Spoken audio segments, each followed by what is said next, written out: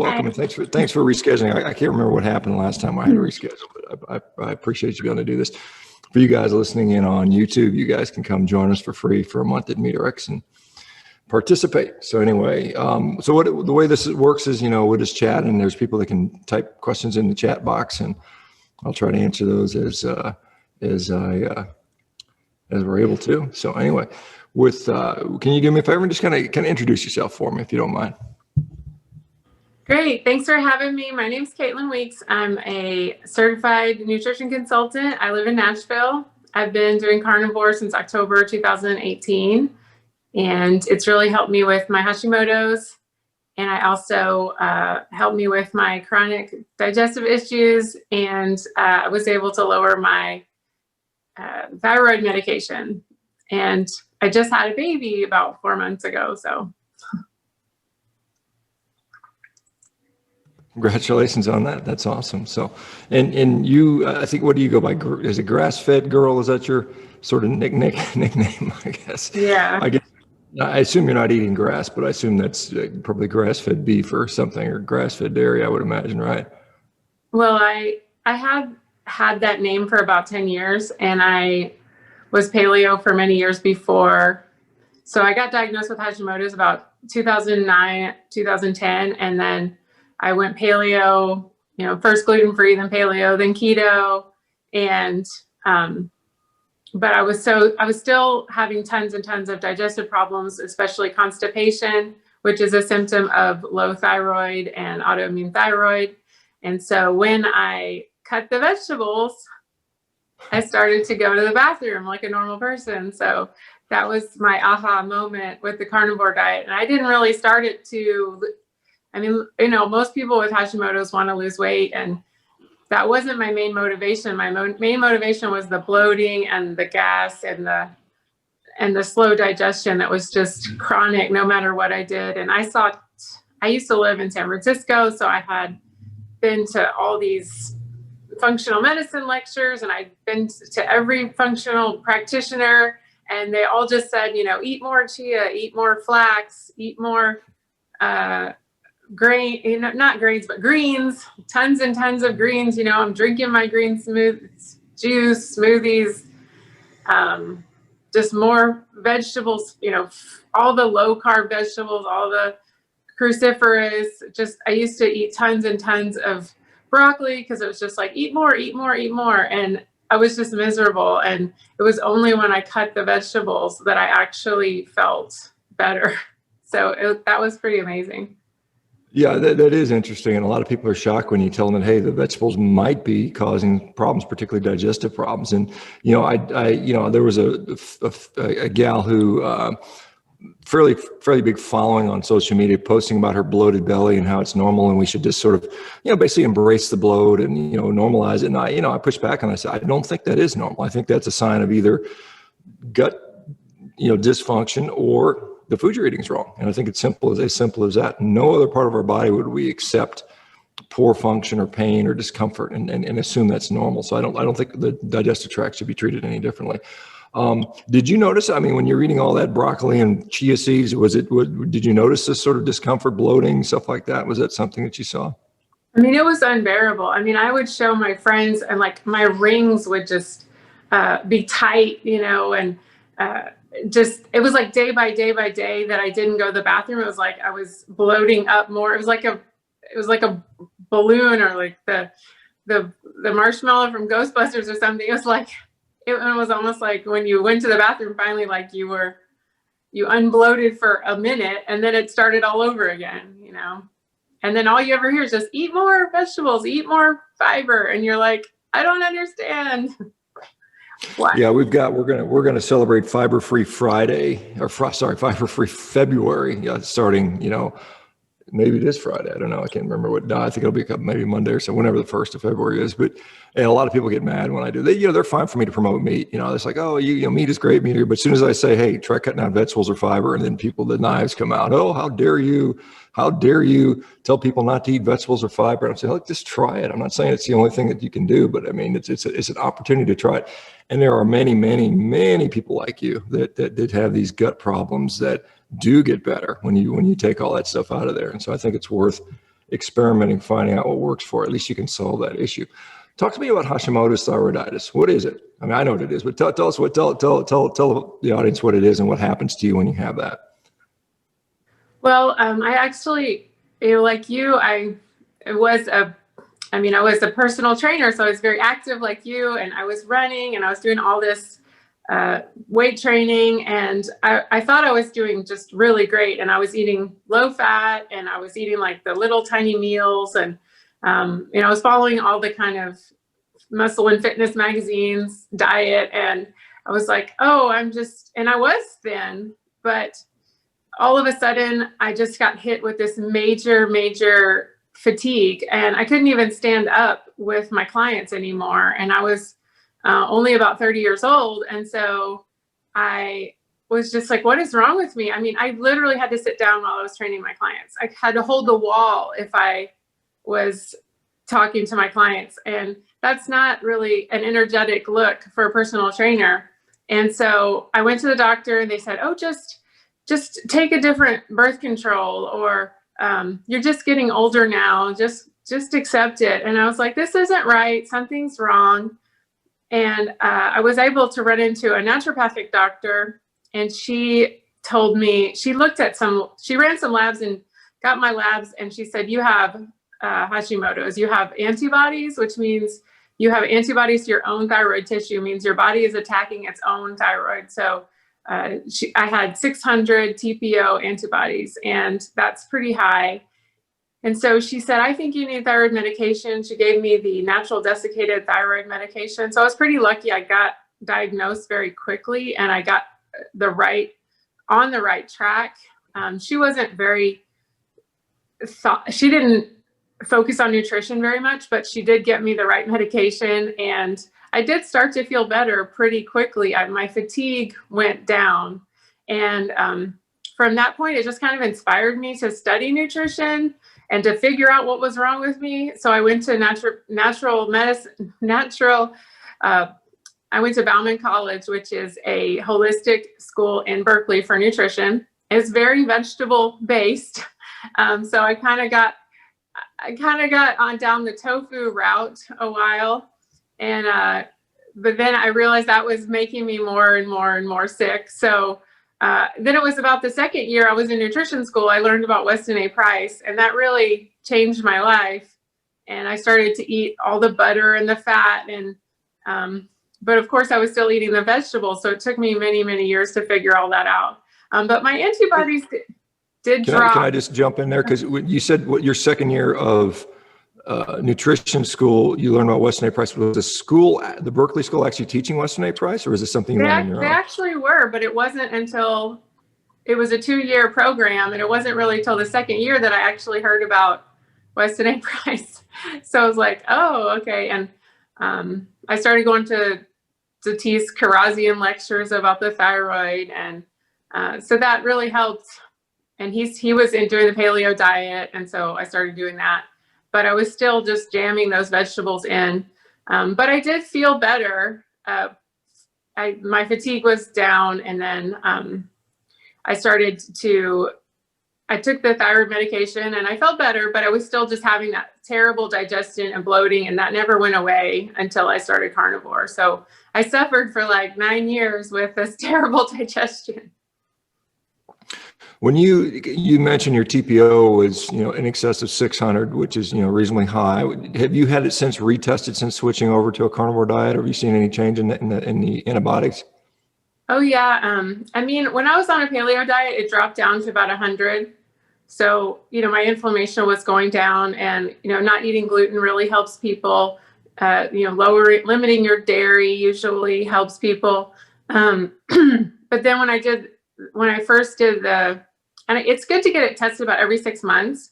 So when I first started carnivore, I tested it, and I got it down to 50. So that's pretty low. I mean, some people say 30 is remission. It's kind of variable who you talk to, but I mean, and then my doctor lowered my medication from 125 milligrams to 90 milligrams. So I think it's on the right track. And then, now that I've had a baby, I'm I'm kind of now focusing back on my health because you kind of have to forget about yourself for a while. So now I'm going to go back and work on, seeing what's going on now. I haven't really had a checkup since I had the baby. So soon I'm going to go and get all my labs done and everything. So, and how long have you been doing a sort of a carnivorous diet for? So I started in October 2018, and right away, almost the first month, I lost 10 pounds. And then over maybe 2 more months, I lost another 10 pounds, which one of the biggest problems with Hashimoto's that people complain about is impossible weight loss. So that I lost any weight was a major, amazing thing to me. And so when people hear that, they want to try it. And I think everyone should, because the result for me was amazing because I had tried everything. And so 2018, so you just said you just had a baby 4 months ago. So were you carnivorous through your pregnancy even? I really, really was. I mean, there was some days when I would fall off the wagon, but I really was so focused. I mean, to me, this is a lifestyle, and so I really wanted, and I believe that, nutrient density is going to make a healthy baby. So I was very focused on that. And I was just wanting to eat as much meat and eggs and fish and all that stuff as I could, because I wanted my baby to be smart and, everything. So I wasn't just doing it for, superficial reasons. I mean, I really, but I did have some bad cravings. And so some days I would eat a little fruit or something like that. But usually it was funny because when I would eat that, I would see my blood pressure go up. I would see my blood sugar go up, which is the 2 things that they're watching out for in pregnancy so much. And so I would just immediately back off and go right back to it, because it was just like, okay, I don't want to get in trouble, and I don't want them to say I have pre-gestational diabetes. I don't want them to say I have high debt, because if you have high blood pressure, they will try to intervene in your birth. And I wanted to have my birth to be as natural as possible and all that. So it was a good motivator to stay on track. Yeah, I mean, preeclampsia can be life threatening, and so I mean, they certainly, I've seen it when years and years ago when I did obstetrics even as a medical student. I remember that stuff. But so end result, baby healthy and no problems with the baby, with the birth and all that stuff. Well, I did end up with a C-section, unfortunately. They said head was kind of crooked and it just wasn't progressing, and so. For the safety of us both, they decided to do a C-section, but I was able to start a natural labor at home. Like, my water broke at home, and I was able to have 12 to, I mean, you might have swiped or something. I don't know. Did we lose her? Can you hear me? I can hear you, just can't see you. I mean, that's okay too, but you might. Are you okay? I'm coming. Let me see. Yeah,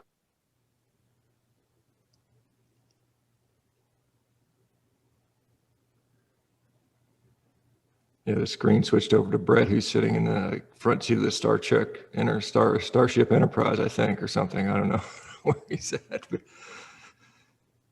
anyway, I saw somebody asking about, can we do a case series of kids? Travis was saying something. I don't know. I mean, I'm not sure what you mean. You're talking about doing a formal study. I mean, I think we probably have more luck in looking at carnivorous pregnancies. I've seen a lot of women do that successfully, so that would be interesting. Tim was asking, I'll just sort of delve into these questions while Caitlin comes back. Tim was asking about reversal of CAC score. Again, can you do it? I don't know. I've seen that happen. In fact, one of the outcomes of this Harvard study will discuss that, and the results did show a regression of coronary artery calcium scan on the people that entered that data. So, it remains to be seen, I think, to fully extrapolate that. So, let's see what else we got here. I might have to, if somebody sees her come back and kind of catch my attention, I guess she'll come back in as Zoom user again, maybe. So I don't know, unmute Zoom user. I'm here. There you are. There you're back again. I'm sorry. So we were talking about, so you had a C-section for failure to progress. Now I will comment about C-sections. C-sections have become increasingly popular because they happen to occur at 9 a.m. instead of 3 a.m. And I don't blame obstetricians. They send a, the threshold for doing C-sections is a lot lower than it used to be, because I think, those poor obstetricians are up all night long, all the time, doing these middle of the night cases. And even as an orthopedic surgeon, broken hips, we would say we're going to do it first thing in the morning. We wouldn't do it at 3 o'clock in the morning, because you're tired and the whole staff is tired. You're more likely to make mistakes. And so, but not to say that was necessarily the case, but I know that can be the case. So anyway, so you got through, you had the C-section. Baby is healthy. Yeah, he's now almost 5 months, and he is 18 pounds, and he's just gorgeous. I mean, he's on the 95 percentile of everything, so he's just unbelievably gorgeous. My husband took him in the car, but because he makes a lot of noise. Well, that's what he's supposed to do. Yeah, that's good. I mean, you want him being active and moving. Well, that's good to hear. Yeah. Congratulations on that. Yeah, the little kiddos I got 4 of them, and they're a lot of fun. They're a lot of work too, and sometimes they're a pain, but they're generally a lot. Leanne's asking about breastfeeding. I assume, well, I don't know. I mean, that would be as a nutritionist, you would probably concede that breast milk is the optimal nutrition for a little baby. Is that something you're doing? And is the diet made it hard to breastfeed on a carnivorous diet? Yeah, I mean, a lot of people ask me that, and I mean, I was very focused on breastfeeding and wanting to breastfeed and everything. So I tried to learn as much as I could beforehand. And a lot of people ask me, oh, do you have low supply and all that? And I have crazy supply. I mean, it's just crazy. And I mean, so I don't know where people get that idea that you have to have carbs and you have to have all this junk. I mean, I'm in all these breastfeeding groups, and they're constantly like, eat this bar and eat this oatmeal and eat this tea, and it's just like, you don't need any of that. I do take electrolytes, and I do think that helps with my breastfeeding, but I just have crazy supply. It is just insane, and the baby just eats constantly, and so I couldn't be happier with that. I did have a hard time. I mean, I will tell women that it is hard the first month. You're very sore, and you just have to push through it, and you have to make sure you have a supportive doctor, because if your doctor's like, oh, it doesn't matter, you're going to give up. So I had a very supportive doctor, and all the people in my family were big breastfeeders. And so I got a lot of help, and also you can get lactation consultants. A lot of times they're free in the hospital, or they're free at your OBGYN. So definitely utilize those, because they can show you the right positions, and because it is very sore at the beginning. So I think a lot of people give up for that. And of course, I had been eating carnivore for 2 years. So I know that my body was healthy as it could be going into all this. And so I think that made a big difference. If you've been eating a low fat diet, a vegetarian diet, you may have, I would assume you'd have problems breastfeeding. Because if you're starting from a deficit, Yeah, there's actually a decent amount of literature on breast milk among vegetarians and plant-based people, and it does show that they have lower levels of certain critical nutrients. That some people say it's not a big deal, other people do. It depends on who you talk to, but clearly when you're this is a critical time for human development. Baby first couple of years, particularly for brain development, up to age 6, where we get most of our brain growth, and we continue. The brain continues to sort of develop till we're about 25. But I mean, the most of that growth is occurring in those first few years, particularly the first 2, and of course in utero too. I mean, in utero counts as well. And so yeah, it's great to see that. And I know we've got a lot of women now that have done this and done it successfully. And so people had asked me that question. Let me ask about, just because this pregnancy topic doesn't come up that often. And so when we have somebody that has knowledge with this, it's important to do. So oral glucose tolerance test, that's something that many people on a carnivorous diet would typically tend to fail due to something we call it physiological insulin resistance or adaptive glucose sparing. Did you do did you do an oral glucose tolerance test, or was your obstetrician smart enough to say, hey, let's just monitor your blood glucose with like a CGM or something like that? Well, I went to the midwife clinic, which is inside. I live in Nashville, so everything in Nashville is like Vanderbilt oriented. So I was, they have a full midwife department, and so they're more holistically minded, and they do have to follow all the rules and stuff. They can't just go crazy and do, I don't know, in the back of the barn or something. But they were a little more open, and I told them that I had experience taking my blood sugar and that I would write it down. They said they wanted 2 weeks of like 4 times a day, and I just wrote that down for them, and they were happy with that. And my blood sugar never went over 100 the entire day on carnivore, and I mean, I thought that was pretty good, because it is so common to have gestational diabetes. And then if you do have gestational diabetes, you're often told to induce, and you're told to have a C-section, which I did end up, but it wasn't because I had gestational diabetes. So yeah, you do not have to do it. I think so many women just like, I think having been a Hashimoto's patient kind of was a blessing, because I knew how to advocate for myself already. And so I knew I didn't have to do everything that they said. I could wait, and I could tell them I want to change this, and you can stand up for yourself, but you have to have a little bit of knowledge in order to do that. And another thing was, they wanted to induce me at 40 weeks, and I didn't want to. So they said, well, as long as you go get an ultrasound every week, like the last 2 weeks, 3 weeks, then you can check that everything's going well, and then we'll both feel okay. And so we did that, and I didn't end up having to induce either. So there is ways to work around it. You just have to kind of stand up for yourself. And so how many weeks did you end up going? Did you go past 40 weeks?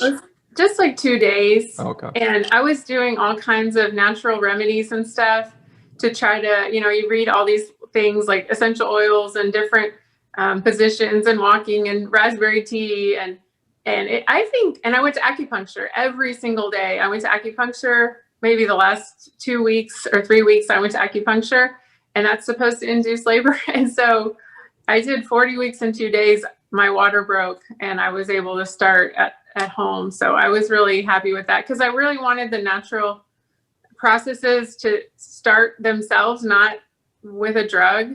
I just felt like that wasn't going to be beneficial or natural. Yeah, I mean, well, that's the way humans did it for 99.99% of the time we've been human. So, of course, to be fair, the maternal fatality rate around childbirth has been quite high over the years. We see that even, and this is something you see this in the animal husbandry, stuff there. The calving of a cow is something that can go pretty wrong, and sometimes the cows will die with that. So there is it's kind of there's pros and cons of this stuff. I mean, I think all things being considered, I would rather give birth in a medical facility in case something like that happens. But you're right, all the drugs and all the other stuff may just be like stuff if we can avoid, we should probably avoid them. Let's talk about, so you said you are a certified, you said nutritional consultant. Is that the terminology used? Mm-hmm. So now that you've kind of, and this happens to a lot of us, we make a personal journey, like myself, I discovered by going low carb, keto, and then eventually carnivore, it just changed my perspective on the world. And even though I'm still in a profession that largely advocates a high fiber, fruits and vegetables, whole grain diet, I don't. And so are you seeing clients actively now? I mean, probably via Zoom. Is that part of your day-to-day business at all now? No, I do a group program every once in a while where I have Zoom calls with a group.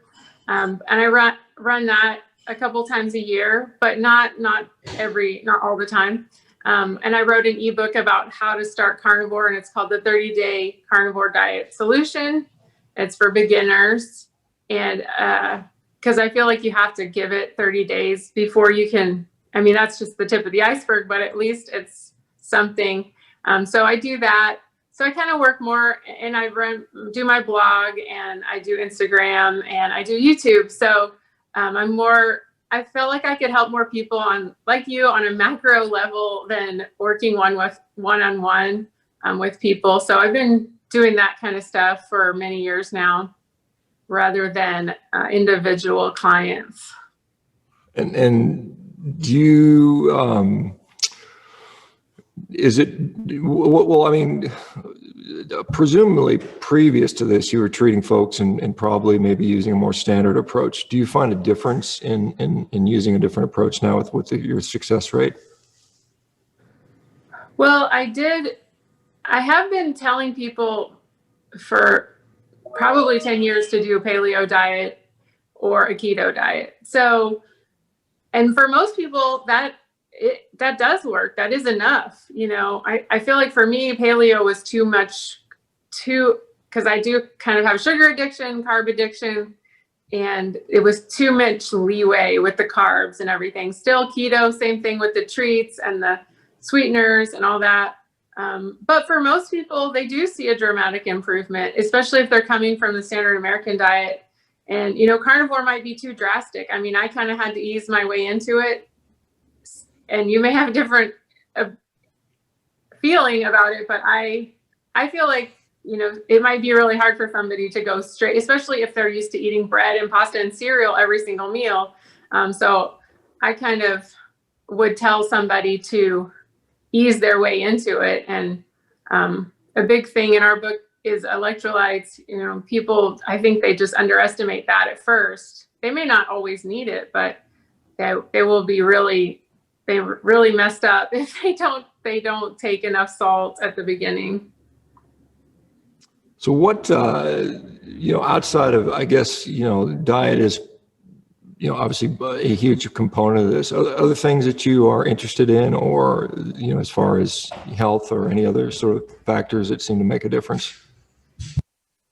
Yeah, I mean, one of the big things with Hashimoto's is you have trouble detoxifying. A lot of people have the NTHFR, which means they can't detoxify properly. So I think it's really important for everyone to also take a look at their home and their personal care products and their makeup, you know, for women and men. Same thing with all the colognes and all that fragrance. You know, people think that this stuff is regulated, and it's not. And they can just put anything and have it be a secret, trade secret. So I really think people need to clean up what they have. And, you know, those chemicals turn into, you know, estrogens in the body, and it can make you store fat and mess up your hormones and all kinds of stuff. So I think it's really important that people take a look at that too, and not just their food. And, you know, I sell essential oils, and that helps people to start that process and become aware of that. What, you know, and do you have a recommendation on, you know, some of these sort of products? I know there's people that will use tallow-based soaps and body creams and deodorants. Is that something or I don't know if tallow or some other product, do you have something that you think is helpful for people? I mean, I sell Young Living, which is, they have 600 natural products. So you don't really have to investigate every single product, because it can get really tiring to like look into the ingredients and every single thing. And so you can just kind of replace them all with Young Living products. That's what I do. But I think a lot of people can they can make their own. I mean, you can go on Pinterest, you can find tons and tons of recipes, and there's companies. I think the Fancy Farm is one that a lot of people use with the tallow balm and stuff like that. But you can mix beef tallow and essential oils. You know, I'm not somebody who thinks that plants can't be used in personal care. I think they can, and you can get a lot of benefit from plant medicine on a very small scale, not eating it all day long, but, you know, a little couple drops in a moisturizer or something like that. And I believe that you can use them for immune support too. So you can use them for, you know, taking care of your family rather than running to the doctor every single time. Yeah, that makes sense. I don't believe it or not, I don't wear a lot of makeup or use a lot of, you know, put a lot of creams on. I don't really care about that. But Anyway, maybe I should at some point, but I'm more interested in just kind of eating Well, appropriately and doing exercise. the average person puts on like 62 products a day or something like that. It's insane. So, I mean, that's good that you don't need to, but most people really need to become aware about it. Yeah, I mean, I know there's a difference between men and women. Women are more likely to put skincare, beauty products on than men are. I mean, there's some men that do it, but most don't. I mean, maybe some shaving cream or deodorant, and some guys will, put some cologne on, but beyond that, I don't know that people are putting on specific. I know there's just kind of funny when I see there's a specific cream for the eyes and a specific cream for the face and the neck and the hands, and it's just like, oh yeah, I think it's a scam. I think it's a big scam personally, but yeah, I'm definitely anyway. a minimalist. I've had very few things that I use, and the same thing with your house. They make a dusting spray and a window spray and you don't need it's all marketing. You don't need all that stuff. You can get by with baking soda can do like 50 jobs. You can do boiling water will clean a lot of things. So you don't need all this complicated stuff. Yeah, let me just, and I kind of do this just maybe for my own edification. I don't know much about essential oils. I'm not into them. I don't care about them. I hear people saying it, and I'm like, whatever. What are essential oils? Why are they essential? What do they do? What's the science behind that? Well, they're kind of like the lifeblood of the plant. So they're the concentrated oils that are inside of the plants, and so you have to distill them out with like a steam. Usually it's a steam distillation, and you'll take like a huge pounds and pounds of plants and steam distill it, and you'll get like this much essential oil. So, and then it's very concentrated. So usually you use it with like you could use coconut oil or beef tallow as a carrier, because they're not greasy. Even though they say oil, it's not greasy. So you have to have something to mix it with to like spread it out. So you want to have like olive oil or animal-based oil to spread it over the skin, because they can be very hot. They can burn you. So you have to be careful with them. And that's why a lot of people are scared of them, because and again, they're not regulated very well. So they have to be, so you have to be careful that if you buy them at Walmart, they can be full. They're just crap. It's just chemicals in a bottle, and it just says essential oils, but it's really not. So you just have to be careful where you get them from. And so the essential oils can burn you, you said, because they're very concentrated. Yeah. Whatever they might be. And some of them are hot, like a peppermint, for example, is very stingy when you put it on. Cinnamon, same thing. Clove, same thing. So you have to put something with it to spread it out and dilute it. And so I cooked some ribeyes in Wagyu tallow this morning, and it's not, as you know, well, some of you guys know, Wagyu is higher in monounsaturated fatty acids, so it tends to be a little bit more soft at room temperature. It's actually, I have to spoon it out, and it's fairly, it's kind of just in a not pure liquid, but it's kind of in between solid and liquid state, and tastes damn good. But I guess maybe you could do something like that if you wanted to put some oil in and then kind of smear. But it doesn't have it's very neutral. I mean, it doesn't really. I've taken a spoonful of it, tasted, and it doesn't really taste like really anything to me. I mean, it's very, very mild, if anything. So I guess you could put those oils. That would work. Any kind of. I mean, I guess for some reason, we like the way some of these plants and flowers and fruits smell. I mean, I think most people would recognize, hey, that smells kind of nice. Maybe it's not a problem, but on the same token, there's, like these things like capsaicin and some of these other things that are derived from peppers and plants. They are very irritating to our gut for sure when we eat them. I see these people that are just down, and like you said, watch these hot pepper eating contests where they're eating these ghost peppers, and they've even made some that are even more, more deadly than that. And these people eat them. I can't imagine what the lining of their gut has to look like after that. So, and then with autoimmune disease, a lot of people react to the nightshades, and all peppers are nightshades. So I did the AIP diet for a long time, and it didn't help me, but a lot of people are. I was going to say Rob Wolf was the author of the AIP diet, and I had him on, and he said he thinks carnivore actually works better for autoimmune than AIP does, which I thought was pretty nice of him to admit that, and I think we're starting to see that this may be at least more effective than any other dietary treatment out there, if you want to use that. I know a lot of the autoimmune diseases, there's a lot of immune modulating drugs. Many of them are very expensive, and they have quite a few potential side effects that when you basically try to shut down your immune system in some way, it tends to has a problem with that. Let me ask you, so one of the things that we see commonly with people switching diet is an improvement in sort of mental health or mood. Is that something you noticed at all, in your journey from wherever you were before you went into this paleo and then, AIP and carnivore? I think it does help me to be more just even keeled overall. I'm not somebody who struggled a lot with depression.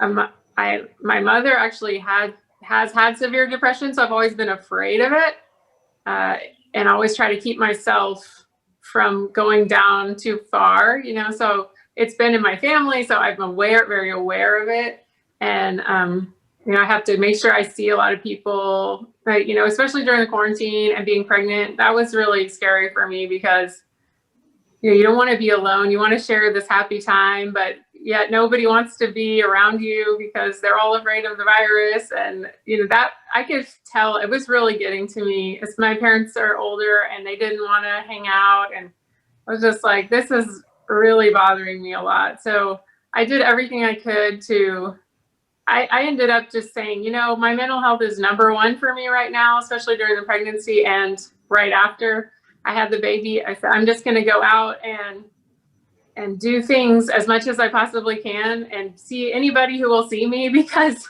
I think that's more important to me than worrying about this thing all the time and, just turning off the news. And so I do think that it gives you a resiliency that I don't think that I had before. I think I was more up and down before I did carnivore. So I think I can handle things a little better now.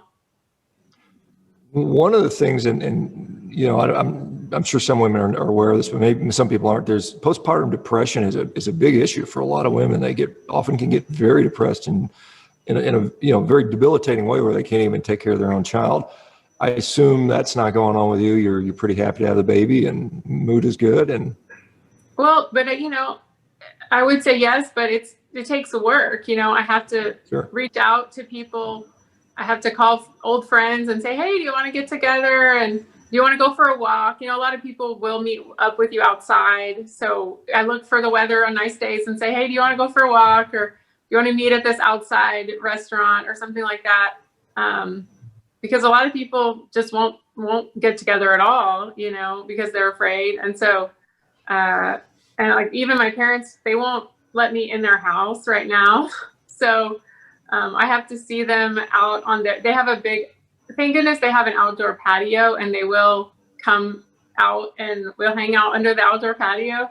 So, that's been really hard to deal with. And so I think you just have to be really creative and just watch it, because every day I think some people just let themselves go down. Every day I'm like, I'm going to get out, I'm going to walk, I'm going to eat as best I can.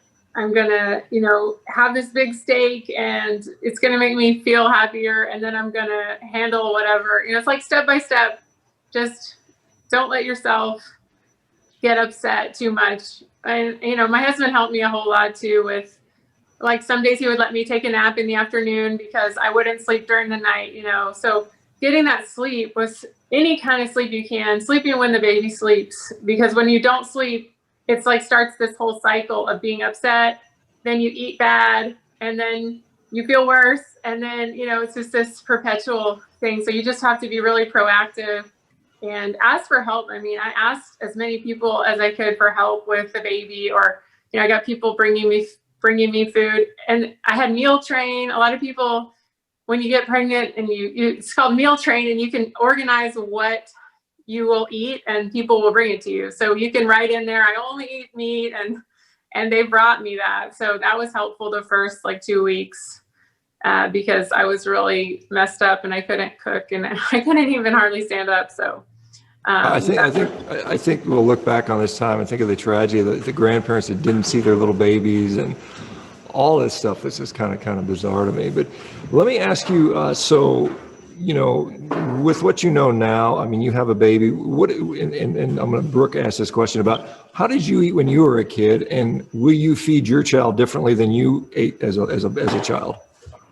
That's a great question. I mean, I'm from the South in Nashville. You know, I spent a lot of time with my grandparents who are from Charleston. So it was always biscuits and gravy and rice and, you know, cornbread and that kind of stuff. So I ate that way with my dad and my grandparents. And then my stepmom was very into I lived with my dad and my stepmom growing up, and my stepmom was very into the low fat movement. You know, we had the spaghetti with no cheese and just the noodles. It was like horrible. And we ate a lot of margarine all the way through eating margarine. I remember, I mean, I don't know why I can even function today because I ate so much margarine growing up.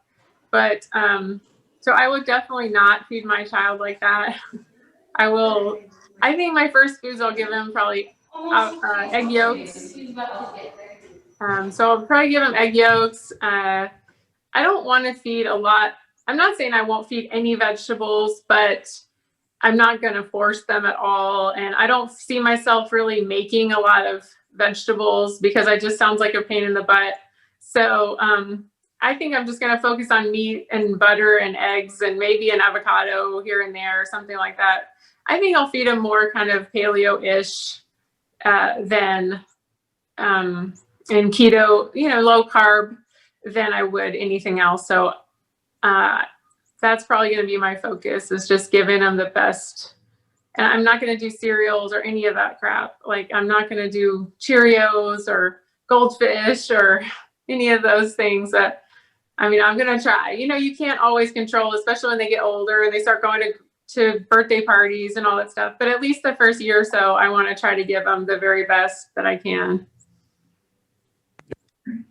I can tell you, if you don't feed them the little, you know, the Goldfish and some of those other little finger foods that are made out of, you know, puffs, and, you know, they're just, you know, air dried wheat, or, you know, with some sugar or something on, you won't have as much of a mess either, you know, because that stuff goes all over. I know from my kids, and we fed our kids some of that stuff on, you know, I sort of think, yeah, in retrospect, we probably shouldn't have, but you know, you'll save yourself a heck of a lot of mess if you just stick to, you know, some of those kind of meats and eggs and some of the few other, maybe some fruit or something like that. That's a pretty reasonable way to go. Now, you just one baby, right? You don't have any other children, do you, or do you? No. First one. Okay. Yeah. Congrats. Yeah. So that's, you know, I'm sure it's too early to ask if you're going to have another one, because you're probably not getting any sleep yet. Or I don't know, is he sleeping through the night yet? This is kind of the age where they start doing that, 4 months or so. Some of them do anyway. He gives me bigger segments, like he'll do 4 or 5 hours, but he still wakes up to eat in the night. But I do get a lot more sleep than I used to. Yeah, we used to, with ours, we try to give them a big feed, you know, just really load them up, give them the big, huge bolus at night before they go to bed, and hopefully they stay through the night. You know, it's interesting to me, and, you know, I don't know if you've experienced, but there's this concept of colic, and, you know, it's a baby's colicky, and so they're having digestive pain. I just wonder if that's the introduction of fiber into their gut, and if that's causing this. So it'd be interesting to see if you know, if you can look at that and observe, hey, this baby had some fiber and now he's gassy and having stomach pain, and you just wonder if that's related to that. It'd be interesting to check that out. I think I haven't started feeding him food yet. He's still just only on breast milk, so I haven't seen what would happen. He did have gas at the first month or so, and I asked, my pediatrician is very holistically oriented, and I kept saying, is it something I'm eating? And she said, you know, you're not eating anything that could give him gas. So she said it was just an immature digestive system. And then it did stop. So it's completely stopped now. He doesn't have gas at all. And so I think maybe it's just he was just growing, or, you know, his system wasn't developed or whatever. Yeah, I mean, that's just the one thing, because, if you look at, say, well, they're not exclusively they may not be exclusively breastfed, but I mean, indigenous people will often breastfeed for 2.5, up to 3 years. And there's no fibers per se in breast milk. And, particularly early on, many people are exclusive breastfeeding for 6 months before they introduce food. So these babies are getting none of this, healthy fiber. Oh my gosh, what's happening? Well, some people will say, well, there's something called oligosaccharides within the breast milk, and it kind of is a mimic for fiber. And that's the excuse. I don't really buy that. I don't think fiber is essential. I haven't had fiber in 4 years, essentially, and I'm doing just fine. And I know that really makes people very, very mad to say that. I don't know why. I don't know why people are addicted to pooping a lot. Maybe it's some weird, I don't know, some Freudian thing. You go through this oral and then anal phase, and all this weird stuff that Freud talked about. But anyway. Well, and you learn. I mean, in the nutrition school, I learned you're supposed to poop 12 inches a day. You have to. Oh, you did? Okay. I haven't heard that before. Even Paul Chek teaches that, I think. I don't know if he still does. Maybe he did 12. You have to poop 12 inches a day. I have not ever heard it before. I know that, like Dr. Grieger, the vegan advocate, or Greger, he thinks you should poop. If you have 3 meals a day, you should poop 3 times a day. And that's his sort of scientific rationale behind it. And if we look at if you look at if you look in the medical literature and they say, what is a normal, healthy bowel frequency? It's anywhere between multiple times a day to once a week. I mean, that's considered on the spectrum of normality. What's not normal is pain and bloating and constipation and difficulty and bloody stools and, hemorrhoids and anal fissures and that sort of stuff. That's not normal. But, as far as how frequently you do it, that's widely ranging. And, people that, I think it's an advantage not to have to poop all the time. I mean, I just think there's, and I know this is kind of a funny conversation, but you think about it, if you were living outside and, having to protect yourself, you had to stop to poop a couple of times a day. Every time you do, you're kind of vulnerable. It's true. And as a pet owner, I've got 2 dogs that are on a fully carnivorous diet. They rarely poop, which means I'm not picking up dog poop that much, which is, in my view, a good thing. But yeah. Well, I spent so many years. I mean, I think people start to accept that it's natural to be straining all the time and forcing yourself to go. And, that was one thing that changed with carnivores. It just spontaneously, it's like I don't have to take all these supplements and try to make myself go to the bathroom. It just happens. It's like, oh, this is amazing. All right. Well, I'll tell you what, Caitlin, it's been a lot of fun. Can you let people know how they can find out more about you, follow your new little guy as he makes it through the world? I don't know if you're talking about that on your social media, but how do they get a hold of you, social media or otherwise? Yeah, they can follow me. It's at Grass-Fed Girl. Go Grass-Fed Girl on Instagram, and on YouTube, it's the same thing. And on Facebook, it's the same thing. So yeah, I have put pictures of him on there a few times, and pictures of me all the way through my pregnancy. So a lot of people were following along, and everything's all the same, Grass-Fed Girl. And I have my ebook, which is a 30-day carnivore diet challenge, and that's at carnivore30.info. Wonderful. Well, we have just so you know, we have a maternal early childhood group here within this MeterX organization. You're certainly welcome to. Yeah, I'm sure they'd love to have you there, and it might be fun to, kind of speak to other folks that are going through similar issues and trying to do it. Oh, yeah, that'd be great. So, all right. Well, thank you so much, guys, and we'll see everybody back tomorrow. I've got to go run and do another podcast. So you guys have a great day, and we'll talk to you soon. Thanks so much for having me. Bye-bye. Bye, everybody. Take care, guys.